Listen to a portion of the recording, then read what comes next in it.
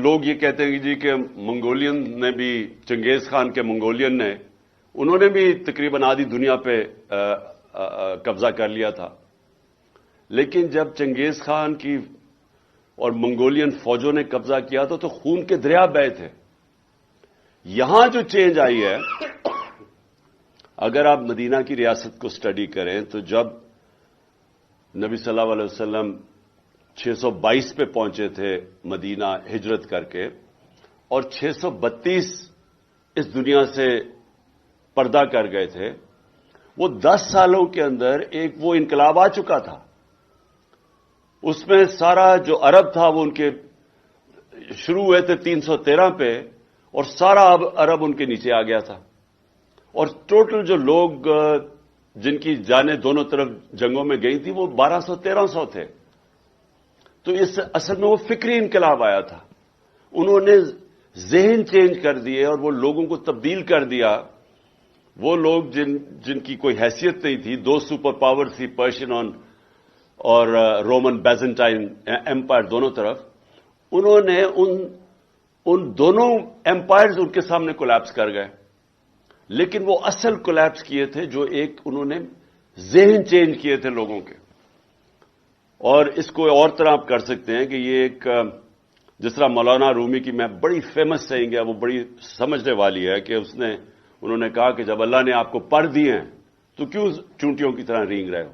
تو اصل میں انہوں نے ان کے پر دے دیا انسانوں کو، ان کو آزاد کر دیا، لا الہ الا اللہ کا مطلب سمجھا دیا۔ وہ بہت بڑا لا الہ الا اللہ دعویٰ آزادی کا ہے، اور پرواز صرف آزاد انسانوں کے اوپر ہوتی ہے، غلاموں کی پرواز اوپر نہیں ہوتی۔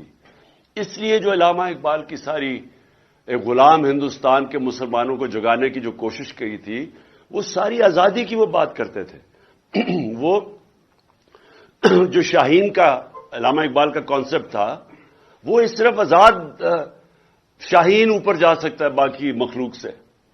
تو مدینہ کی ریاست میں انسانوں کو آزاد کیا، ذہنی طور پہ آزاد کیا، لا الہ الا اللہ کے ذریعے آزاد کیا، اور پھر وہ جو ریاست بنائی وہ اصولوں کے اوپر کھڑی کی گئی۔